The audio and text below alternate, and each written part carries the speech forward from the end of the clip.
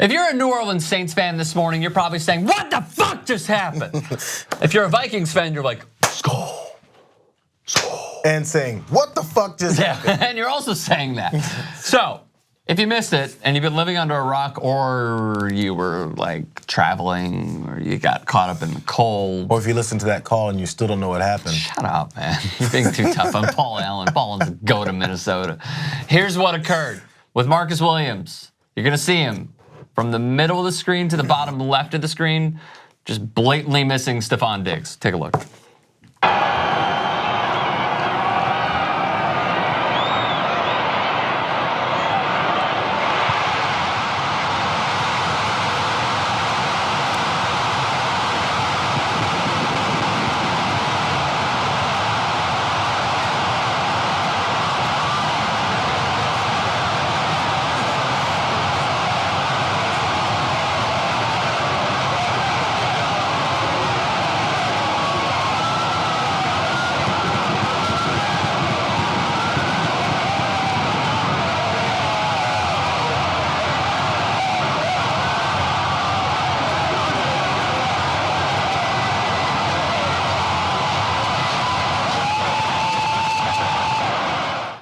Awesome graphic at the end, as we certainly do know. Brought to you by Hy-Vee. That's my favorite grocery chain.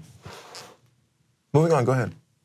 What's Hy-Vee? It's the grocery chain that sponsors. I thought you were totally making that up. Hyve. I think I saw it when I was in Iowa somewhere, and I was like, Hy-Vee. I think it's like a grocery store. It looked like I have a better question. Why were you in Iowa? For the Iowa caucuses, because I'm a political genius. Okay, that I makes follow sense. politics. I fucks with politics. Go ahead. Yeah, we know. Well, you asked the question. It's like saying Michael Jordan dribbles a basketball. Like, duh. Okay, so Marcus Williams is his name, who missed the tackle. We have seen bad plays before.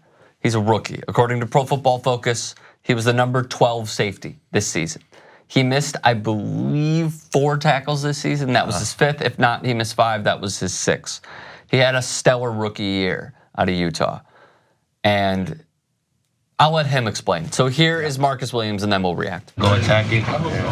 Came down, made a great play. You know, that's all me. You know, I just gotta be that guy and go up and get the ball. You know, as a safety back there, you gotta be the eraser, and that was my job. When the last play of the game, you gotta go do it. And you gotta say the game. Were you worried about pass interference right when the ball got there? I mean, I feel like I was a little early, but you know, you just gotta, at that point, you know, I just gotta make the tackle when he comes down. You know, it's just those little things that you see, and you gotta make sure you do all that you can to get him down, regardless. There's only 10 seconds left. I knew the situation. You gotta make sure you make the play. Marcus, were you doing anything different because of the situation, trying to separate him from the ball instead of tackling him after the catch or anything like that? Man, the play happened how it happened. Y'all seen it. But you know, if the play happened different, you know, I would just go attack the ball and, you know, make that play. How do you bounce back?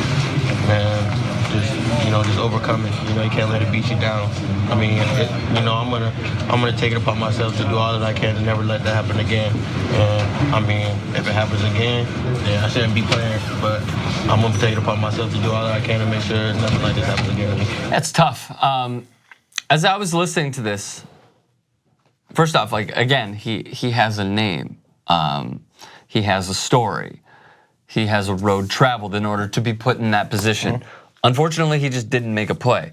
We are going to see how beautiful sports can be with, you know, the celebration of Stefon Diggs, and we're going to see how brutal sports can be because of just one play. We're talking about fans? Yes, because of one simple play. It's okay, so these are folks who don't know the position. And last time I played any kind of football, I was in high school. I was 16 years old.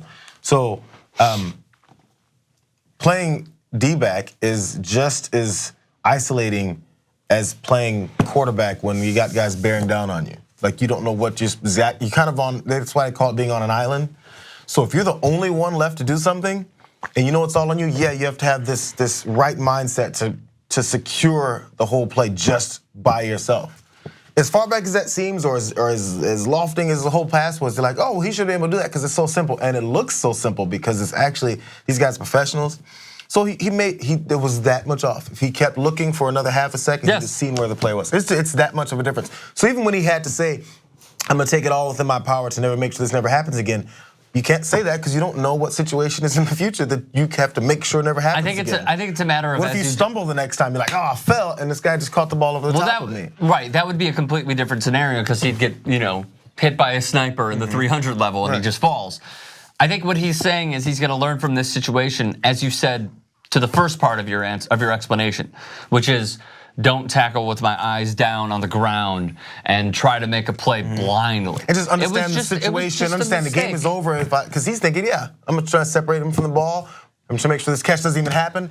It's like playing a certain level of prevent defense. Like, he can catch it, but the game's over. Well, there's a few parts of this. Like, the first is, it was simply, as we always say, rookie mistake. It was literally a rookie mistake. The second part of this is, he didn't want Stefon Diggs to get out of bounds. So he was trying to tackle him inbounds. That's why he went to the left side of Stefon Diggs' body. Because he was right by the sideline. You go to the right, you push him out of bounds, clock stops, and now they have another chance with however many seconds left.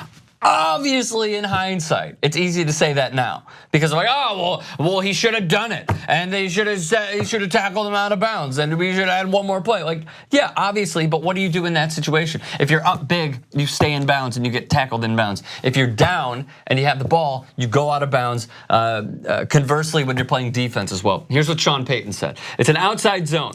We're protecting the sidelines. Anything inside, you're in a pretty good position. The game's over." He jumped and went for the tackle. The call was what we wanted in that situation, the right call. And then he also went on to protecting the sideline, which, as I just said, he's trying to tackle Stefon Diggs on his left side.